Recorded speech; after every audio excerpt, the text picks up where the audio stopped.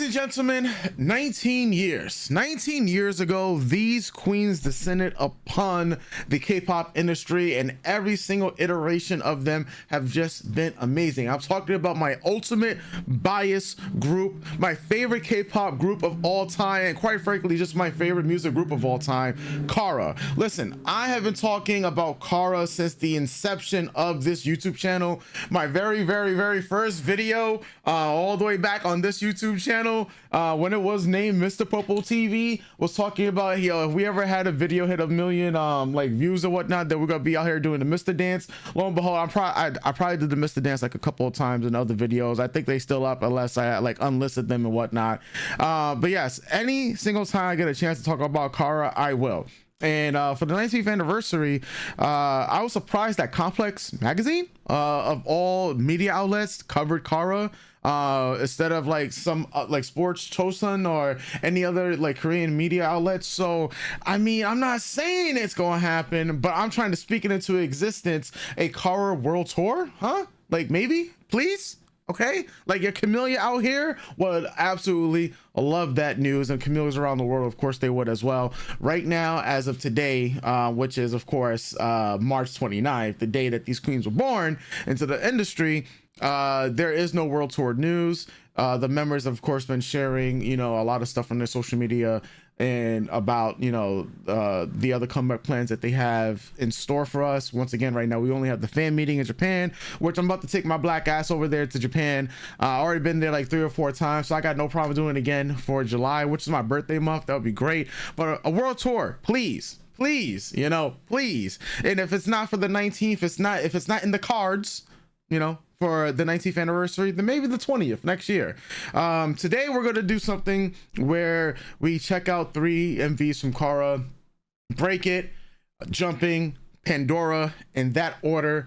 All of them have significance for me because these are amongst my favorite just Kara songs. Of course, Break It being the inception of Kara when we had Kara as 4 members.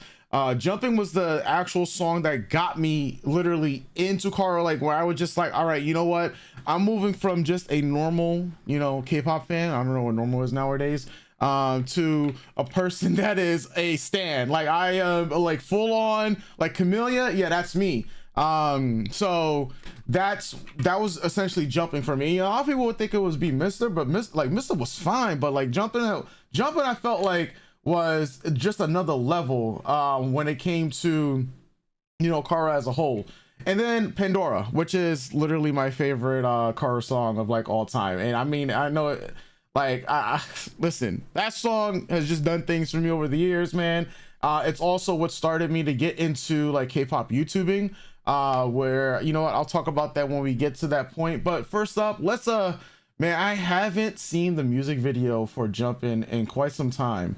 And with all the other like projects that I do, it's quite funny that that is the case. So let's go ahead and break it with Kara. I remember my documentary I did on this group too, man. You wanna know what I think about you? Tell me what you think about me. You ain't nothing. Ooh. Just ooh.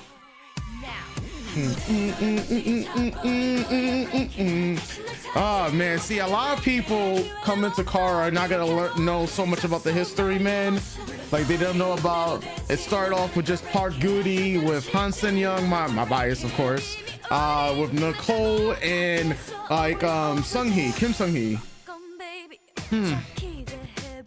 R&B girl group, bro. Like that's what Kara was in the first inception, man. Now we have all these new terms that people want to use. Like back then it was swag. Like look at it, they had swag, right? Now it's gonna be aura.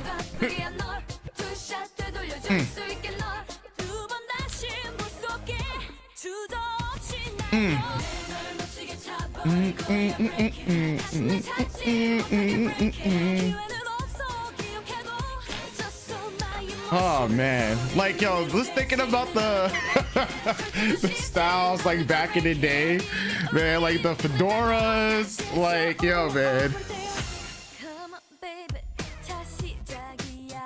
Hey yeah.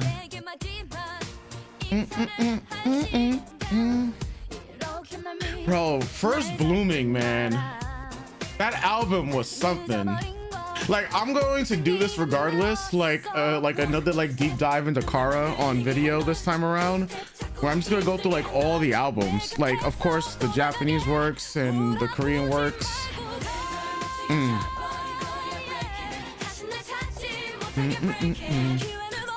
hope Kim Sung Hee is doing well wherever she's at.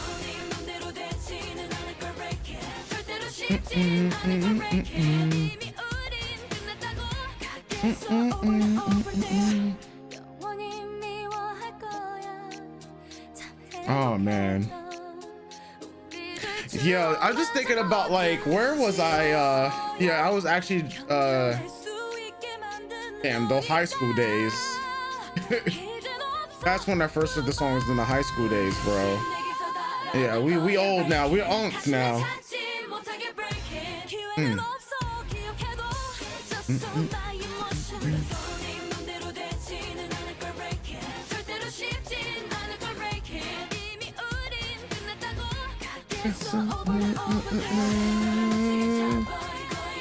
Oh man, and I know for a fact, I mean back then, I mean history has already shown us that this particular sound, which a lot of K-pop girl groups weren't really utilizing, like R&B, like with this type of style, DSP Media was trying to actually they were entertainment at that time, they were trying to break the mold, but it wasn't going to be as popular when you had a lot of the other, like, you know, just general like K-pop girl groups during this time. I think we were already trending towards more cuter concepts and during that age when Kara was out, because 2007, wow, I'm just thinking like how crazy it was during that time, because it was like you know, they started off with like this this R&B sound, right? And then they decided that, you know what, because we're doing the stronger, you know, like the stronger female image and this R&B sound, we want it to be, you know, different from, you know, what's out there, what's breaking the mold. But that didn't really I guess vibe with the audience and you know, listeners during that time, so they changed that sound when they started to have like their first actual member change. And I remember even me, like, you know, I was like at that time, it was like the first time I heard Kara, you know, it's like even like the first time I was hearing anything like K-pop related as well, because back in 2007 I was still very much with my J-rock, you know, anime was crazy during that time, you know. Listen, like we spin an unk game right now, but like during that time it was like LimeWire, was Napster still a thing during that time, or they already like get deleted? I forgot, they already got deleted from like the face of the earth like overnight. You know, you guys can do some Google and research on that one. But yeah, man, that was such a unique time, you know, during those eras. And I know when I did like my documentary on, you know, Kara, it feels like actually like 10 years ago, it might actually just literally be like 10 years ago, I remember talking about the adversities that they were facing after they released Break It and trying to essentially break into the industry, because during this time, you know, Girls' Generation wasn't dominating the field. You know, One Kosa, you know, Wonder Girls Generation, you know, Kara, you know, that's something that eventually, you know, broke out into the industry. But you know, it wasn't you know, rainbows and butterflies. You know, this whole ride into, you know, their discography or in their career wasn't rainbows and butterflies, man. Like, especially with a lot of the variety shows that they had to do. But eventually, of course, Kara saw a lot of success, you know, with the addition of Ji Young and Guhara. You know, that's where, you know, things began to turn around. And then of course the explosion from Mr. like that truly, you know, like led them to a whole new level. We already know Mr. the butt dance. We're gonna talk about that in other videos, especially when I do like my full-on deep dive into Kara. Probably update that documentary. You know what, I think for like the 20th year, that's something I actually want to do. like a full-on like documentary. I don't care how long that documentary is. It's gonna be like a freaking thesis statement, like, you know, like our what's that, the like the PhD thesis, yeah, on Kara, bro. That's me. That's big me for the 20th year anniversary, man. So we're gonna jump into jumping. Kind of funny how that works out. And let's see exactly what they were cooking. I'm not sure which version. Is this going to be the, okay, this is the Korean version. Because the Korean version and the Japanese version got a little bit of a different choreography going on, for a lot of people who didn't know. Oh man. Take on me. Jumping. Oh man. I love both versions, to be honest. But which one would I like more? I'm not sure, actually, now that I think about it. Jumping, jumping, jumping now. Jumping, jumping now. Jumping now. Oh, man. I just felt like the entire composition of this song was so crazy good.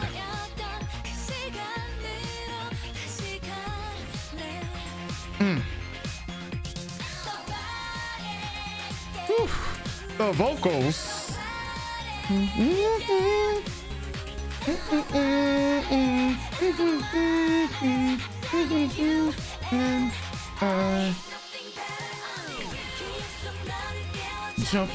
Jumping out. Like, yeah, like even the choreography was just smooth, bro. It's so cool, man. This is so cool, man. I can't help but like geek out and fanboy whenever I just like the chorus, man. So fucking good.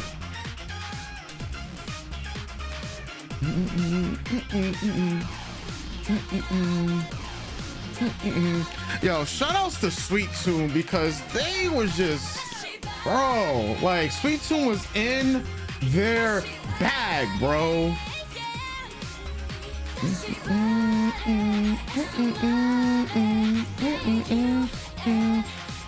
All the synth pop that they were doing, bro, like this is such, yo, this song, man. Only you, only you, only you, only you. Ooh, ooh. Oh man, 2010, such a great time, man. I think this song was certified gold in what I think in Japan as well, at least for the Japan version. And then this portion here.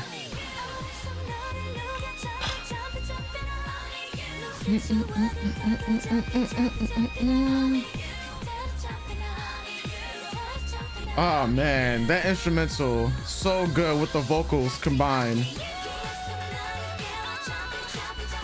Only you, only you.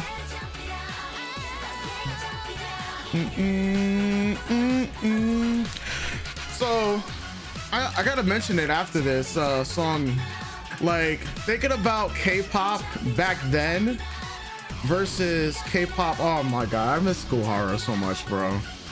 I can't even, like, you know. Oh man, Kara jumping, bro. Yeah, like what I wanted to mention before I just call some feels real quick was the evolution, of course, of K-pop. This thinking about how the lyrics in the songs really started to get more and more English infused into the lyrics, especially for like mass appeal. And you just have to wonder, especially when you think about where the industry is at right now. I know like K-pop, if you want to look at like say Google Trends and some of the other things, like the genre itself isn't as popular as it once was. You would even say that's on like the decline. It's the rise of the westernization, globalization of K-pop overall, because, you know, 13 years ago when I was making videos consistently about K-pop and talking about, like, you know, what would happen if K-pop would go mainstream, these were some of the things that I was talking about. Obviously, you know, songs around this time, this was what, 2010 for Jumping. A lot of them still was starting to begin to infuse more English lyrics to the song, but the songs were still 90, like 5 to 90, 7% Korean.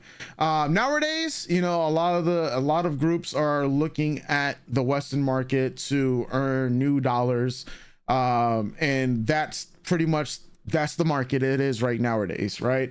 It's great to be popular in you're in Korea, but what about moving outside of Korea? Like obviously you have Japan. Before the ban on K-pop in China, it was how fast can you or how much can you grow in China, right? Obviously another group that I love a lot, Tiara, made their bread in China, right? And obviously we know Kara has literally been queens of Japan, and one of the trendsetters when it comes to dominance over there. And now we've seen like other K-pop groups like Twice start to make like their foothold also in Japan as well. But I'm just thinking about just the impact of K-pop like overall, and just how much more English you're starting to hear in these songs, as I guess you could say the global melting pot of the world, and the globalization of K-pop itself, even though its roots are of course heavily influenced by what has gone on here in the West. So I just thought that was really interesting. But now for Pandora, this is the song that literally got me to say, hey, I'm going to become a YouTuber in the K-pop field, because I was out here doing YouTubing in like the Yu-Gi-Oh field, for those people that know about that card game. But yeah, Pandora here, man, like this was my song. Like I'll never forget the first K-pop reaction I saw. It was Dre, of course, one of my boys, and King Zodi 16, shout outs to him as well. They were the first two reaction channels I saw, and they were covering Kara, and I say, oh, okay, this is something. This song is just so good, bro. Yeah. If there was a music video and a song that I think I could watch for 24 hours straight, it would be this one. Look at the fits. Look at the fits. Styling and profiling in these cars, bro. But it was this part here of the choreo. Han Young, Coming From My Life. Whew. Yeah, that part, like I was just like, yo, that was doing something to me back in the days, and it still is.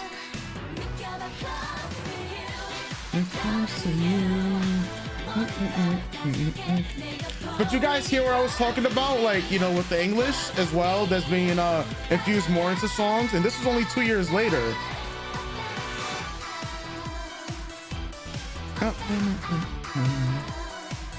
Bro, I'll never forget the concert tour, bro. And I wish, like, my goal is to see Kara live, period. Okay, that's my goal, all right?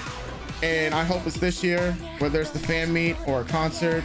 But when they did Pandora in one of the concert footage I saw, and they had these jackets, bro, they took them shits off, and the crowd went like absolutely nuts. Lord.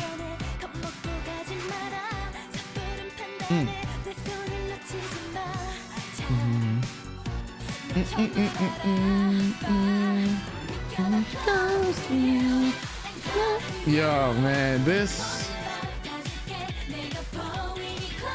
yeah, it's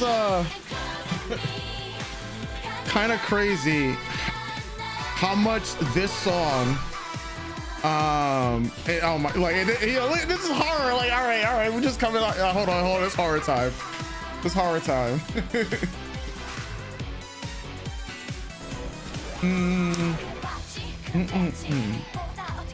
All right, G-Young. All right, G-Young.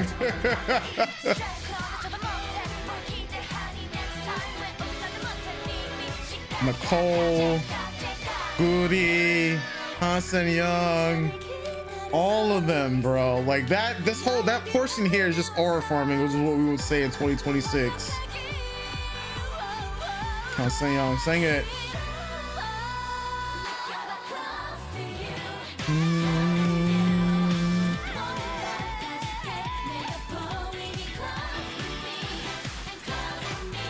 Oh man, gotta love the box sets. Yo, that it was that part, bro. Like that part, bro. Yeah. And then the choreo. Oh man.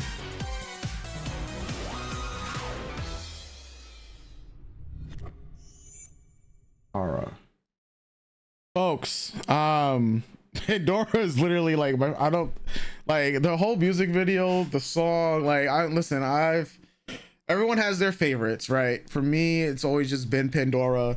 I think about the card game that I've been like making over the past couple of years. Called it Pandora. Have a character named Kara and a character named Camellia, who's a magical girl in my series that I'm doing and whatnot. Like legitimately, I even wrote like even the web novels I worked on and whatnot. Like I've named characters like obviously influenced by Kara, like having a whole like web novel that I've been working on of the many web novels that are just unfinished and whatnot.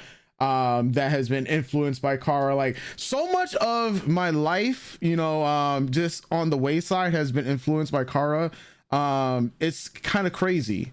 Even me wanting to get into the K-pop field with all the groups that I eventually worked with, all of the artists that you know I worked on with for concerts back in the days, and just a lot of the people who I met. I mean, if it wasn't for Kara, this would not be happening. Like eventually I worked in the anime field. I got my YouTube play button on another channel, but you know, like that I just wonder what life would be if I didn't decide to you know, jump into K-pop reaction YouTubing at the first time, and back in, you know, at the tail end of 2012, so truly on the, you know, in the first day of 2013. I just truly wonder how different life would be with the the friends I've made along the way.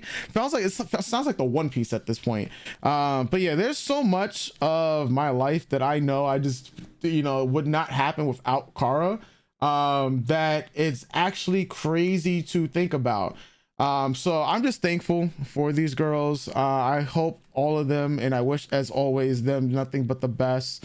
As always, dearly miss Guhara. You know, I didn't mention Youngji in this video yet, but yes, she's fully a part of Kara. Mamma Mia, you know, When I Move, like there's so many, like Cupid, like of course those are the more recent you know, like Kara you know, songs that have been released with Youngji in it. Even when Jiyoung had, you know, left the group, you know, we still had, or Jiyoung and Nicole had left the group, we still had both of them working on their solo careers and, you know, supporting them. And now I'm just happy all of them are together once again. Just thankful, man. I'm just truly thankful from the bottom of my heart for a lot of what Kara has just given to the world and the K-pop industry in general. Shout outs to all the camellias around the world. I can't wait to see exactly what new things are going to be done for this year, and you best believe I will be there to check them all out. So I'll be catching you guys next time. So, you know, for my fellow camellias, hit that subscribe button, and any K-pop fans out there as well, hit that subscribe button. Like I said, I'll be doing a deep dive into Kara this year, so definitely stay tuned, and I'll catch you guys soon. Doses.